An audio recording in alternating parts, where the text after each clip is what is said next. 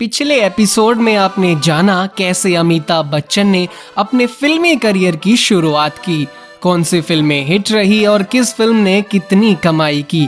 और आखिरी में रखा गया था आपके लिए एक सवाल कि किस फिल्म की शूटिंग के दौरान अमिताभ बच्चन को चोट लगी थी। अगर आपने अब तक पहला एपिसोड नहीं देखा है तो आप उसे अभी देख सकते हैं, लिंक हमने डिस्क्रिप्शन में दे रखा है। तो चलिए आपको बताते हैं कि वो फिल्म थी कूली, जिसे फिल्माते समय ही अमिताभ बच्चन को बहुत चोट लगी थी, जिसकी वजह से उन्हें कुछ समय तक हॉस्पिटल में भी रहना पड़ा था। फिल्म कूली सुपरहिट रही और उस साल की सबसे ज्यादा कमाई करने वाली फिल्म बनी।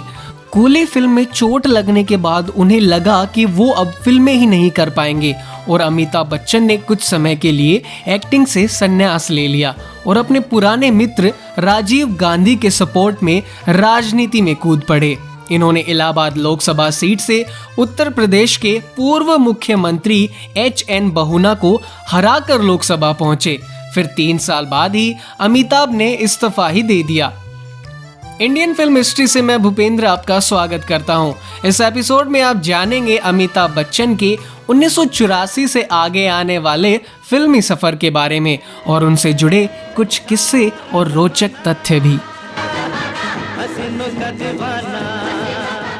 साल 1984 की बात करें तो उस साल अमिताभ ने सबसे पहले फिल्म इनकलाब में अभिनय किया था। इस फिल्म में उन्होंने अमरनाथ नाम का किरदार अभिनय किया था। इसके बाद उन्हें फिल्म खबरदार और कानून क्या करेगा में देखा गया था, जिसमें उन्होंने एक कथावाचन की भूमिका निभाई थी। उसी साल अमिताभ बच्चन ने 2 और फिल्मों में अभिनय किया था, जिनका नाम पान खाए सैया हमार और पेट प्यार और पाप था। इन दोनों फिल्मों में अमिताभ ने कैमियो किरदार को दर्शाया था। उसी साल की अमिताभ की आखिरी फिल्म शराबी थी, जिसके निर्देशक प्रकाश मेहरा थे। इस फिल्म में अमिताभ ने विकी कपूर नाम का किरदार अभिनय किया था। फिल्म को दर्शकों ने बेहद पसंद किया था। फिल्म ने बॉक्स ऑफिस में 7.5 करोड़ रुपए की कमाई कर अपना नाम हिट फिल्मों की लिस्ट में शामिल किया था। साल 1985 की बात करें तो उस साल अमिताभ ने सबसे पहले फिल्म गिरफ्तार में अभिनय किया था। इस फिल्म के निर्देशक प्रयागराज थे और फिल्म में अमिताभ ने इंस्पेक्टर करण कुमार खन्ना का किरदार अभिनय किया था। इसके बाद उन्हें फिल्म गुलामी में भी देखा गया था, जिसमें उन्होंने एक कथावाचक की भूमिका निभाई थी। उसी साल अमिताभ ने एक हिट फिल्म में अभिनय किया था, जिसका नाम मर्द था। इस फिल्म के निर्देशक मनमोहन देसाई थे और फिल्म में अमिताभ ने राजू नाम का किरदार अभिनय किया था। फिल्म को दर्शकों ने तो पसंद किया ही था और इस फिल्म का डायलॉग मर्द को दर्द नहीं होता, ये भी बेहद लोकप्रिय हुआ था। इस फिल्म की कुल कमाई लगभग 6 करोड़ रुपए थी। साल 1986 में अमिताभ ने एक ही फिल्म में अभिनय किया था, जिसका नाम आखिरी रास्ता था। इस फिल्म के निर्देशक के भाग्यराज थे और फिल्म में अमिताभ ने डेविड और विजय सांडिल्य नाम का किरदार अभिनय किया था। इसके बाद साल 1987 में अमिताभ को पंकज पराशर द्वारा निर्देशित फिल्म जलवा में देखा गया था। इस फिल्म में उन्होंने कैमियो किरदार को दर्शाया था। साल 1988 में अमिताभ को सबसे पहले फिल्म कौन जीता कौन हारा में देखा गया था। इस फिल्म में उन्होंने कैमियो किरदार दर्शाया था। इसके बाद उन्हें फिल्म शहंशाह में देखा गया था, जिसमें उन्होंने इंस्पेक्टर विजय कुमार श्रीवास्तव और शहंशाह नाम के किरदारों को दर्शाया था। इस फिल्म के निर्देशक टिन्नू आनंद थे और फिल्म में मुख्य किरदार को अमिताभ बच्चन और मीनाक्षी शेषाद्री ने अभिनय किया था। इस फिल्म का डायलॉग रिश्ते में तो हम तुम्हारे बाप होते हैं, नाम है शहंशाह। ये डायलॉग लोगों के बीच बड़े लंबे समय तक बना रहा। इस फिल्म ने बॉक्स ऑफिस पर 6 करोड़ रुपए की कमाई की थी। जब जब जुल्म की आंधी बढ़ती है, उसे रोकने के लिए तूफान आता है। साल 1989 में अमिताभ को सुपरहिट फिल्म तूफान में भी देखा गया था। इस फिल्म के निर्देशक केतन देसाई थे। फिल्म में अमिताभ ने श्याम और तूफान नाम का किरदार अभिनय किया था। फिल्म को दर्शकों ने बेहद पसंद किया। इसके बाद उन्होंने फिल्म बंटवारा में एक बार फिर कथावाचन की भूमिका निभाई थी। ये रोटी खरीद के, छीन के, भीख मांग के मिल सकती है, लेकिन तुम्हारी भूख मिटा दे ये जरूरी नहीं।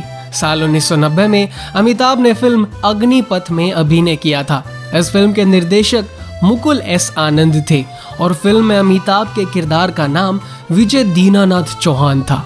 इस फिल्म में मुख्य किरदारों को अमिताभ के साथ मिथुन चक्रवर्ती, माधवी, नीलम कोठारी, रोहिणी और डैनी ने अभिनय किया था।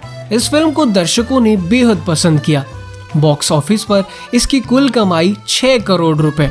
इसके बाद उसी साल अमिताभ ने 2 और फिल्मों में अभिनय किया, जिनका नाम क्रोध और आज का अर्जुन था। इस दुनिया में 2 तरह का कीड़ा होता है, एक वो जो कचरे से उठता है और दूसरा वो जो पाप की गंदगी से उठता है। कचरे वाला कीड़ा इंसान को बीमार कर देता है, मगर पाप की गंदगी वाला कीड़ा सारे समाज को बीमार कर देता है। साल 1981 की शुरुआत अमिताभ ने मुकुल एस आनंद द्वारा निर्देशित फिल्म हम के साथ की थी। इस फिल्म के मुख्य किरदारों को अमिताभ, रजनीकांत, गोविंदा, शिल्पा, अनुपम, डैनी और कादर खान ने दर्शाया था। फिल्म में अमिताभ ने टाइगर और शेखर मल्होत्रा नाम के 2 किरदारों को दर्शाया था। बॉक्स ऑफिस पर फिल्म बेहद हिट रही और इसकी कुल कमाई 9.2 करोड़ रुपए थी। इसके बाद उन्होंने फिल्म अजूबा में अभिनय किया था, जिसके निर्देशक शशि कपूर और गेनादी वासिल्वे थे। फिल्म में अमिताभ ने अजूबा और जफर अली रिजवान नाम का किरदार अभिनय किया था। इसके बाद उसी साल उन्होंने इंद्रजीत में अभिनय किया था। फिल्म में अमिताभ के किरदार का नाम भी इंद्रजीत ही था और फिल्म के निर्देशक के.वी. राजू थे। साल 1992 में अमिताभ को फिल्म खुदा गवाह में देखा गया था। इस फिल्म के निर्देशक मुकुल एस आनंद थे और फिल्म में अमिताभ ने बादशाह खान का किरदार अभिनय किया था। इस फिल्म को भी दर्शकों ने बेहद पसंद किया था। कहते हैं कि जब अमिताभ अफगानिस्तान में फिल्म खुदा गवाह की शूटिंग कर रहे थे, तब तत्कालीन अफगानी राष्ट्रपति नजीबुल्लाह ने उनकी सुरक्षा में आधे सुरक्षा तंत्र को तैनात कर दिया था। बताया जाता है कि ये फिल्म अफगानिस्तान के इतिहास में अब तक की सबसे बड़ी हिट थी। उसी साल उन्होंने फिल्म जुल्म की हुकूमत में एक कथावाचन के किरदार को दर्शाया था। साल 1993 में अमिताभ बच्चन ने फिल्म प्रोफेसर की पड़ोसन में अभिनय किया था। इस फिल्म में उन्होंने एक उपस्थिति दर्शाई थी, एक बार जब रिश्ते खो जाते हैं तो वो ढूंढने से भी नहीं मिलते। 1994 में अमिताभ ने फिल्म इंसानियत में अभिनय किया। इस फिल्म में उन्होंने इंस्पेक्टर अमर नाम का किरदार अभिनय किया था।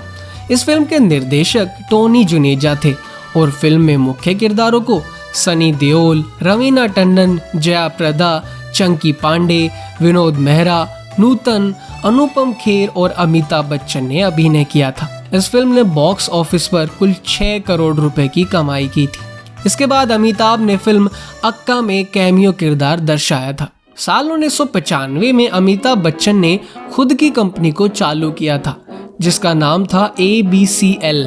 ABCL कंपनी के फेल होने के कारण अमिताभ बच्चन गहरी आर्थिक संकट में आ गए थे, जिससे उभरने के लिए कई बेकार की फिल्में भी साइन कर ली।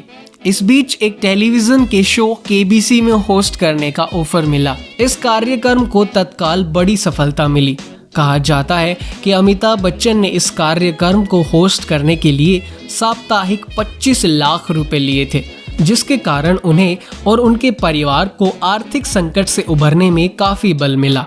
हर साल इस शो के सीरीज आते हैं और अभी भी अमिताभ बच्चन ही इसे होस्ट करते हैं। साल 1996 में अमिताभ ने सबसे पहली फिल्म घातक में अभिनय किया था। इस फिल्म के निर्देशक राजकुमार संतोषी थे और फिल्म में अमिताभ ने कैमियो किरदार दर्शाया था। इसके बाद उसी साल अमिताभ बच्चन ने फिल्म तेरे मेरे सपने में काम किया था। इस फिल्म में उन्होंने एक कथावाचन की भूमिका निभाई थी। 80 के दशक के ऐसे कलाकार थे जिन्हें हर कोई चाहता था। एक समय था जब हर जगह इनके ही चर्चे हुआ करते थे। ये कैसे उठते हैं, कैसे बैठते हैं, कब क्या करते हैं, और सबसे दिलचस्प बातें थी कि किस हीरोइन को पसंद करते हैं। वैसे ही अमिताभ के जीवन में शादी से पहले 3 हीरोइनों का नाम उनसे जोड़ा गया था। तो चलिए आपको बताते हैं उन 3 हीरोइनों के बारे में।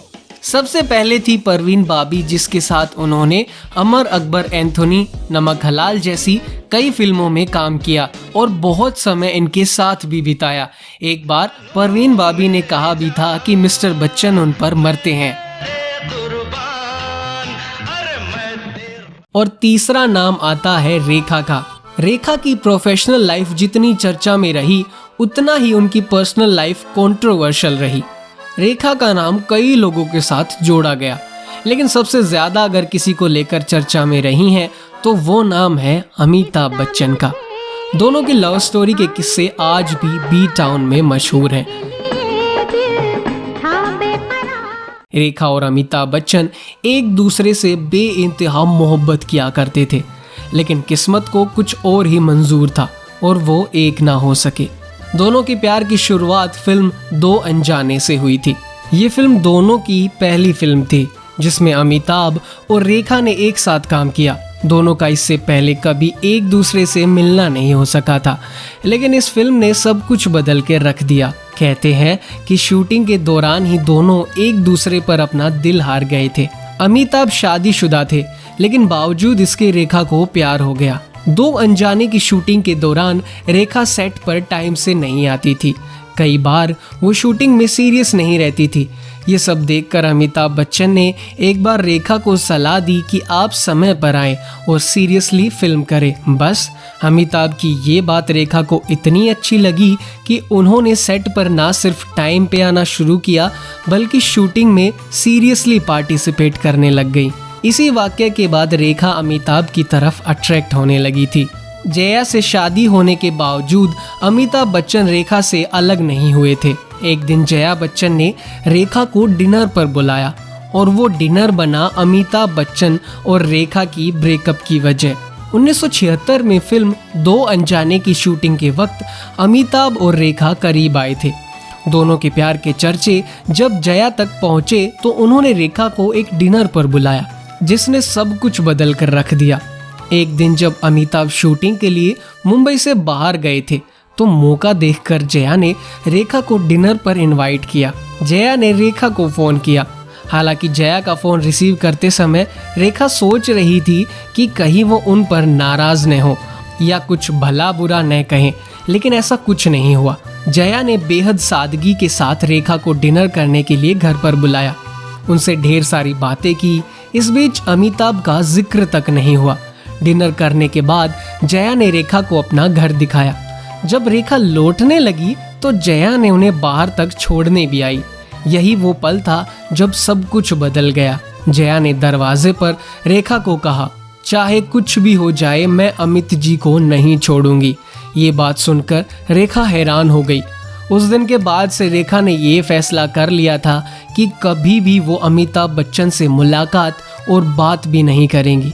अब आते हैं साल 1981 में, जब यश चोपड़ा ने जया, अमिताभ बच्चन और रेखा के रिश्ते को लेकर फिल्म सिलसिला बनाई। इस फिल्म में अमिताभ बच्चन और रेखा आखिरी बार साथ दिखे थे।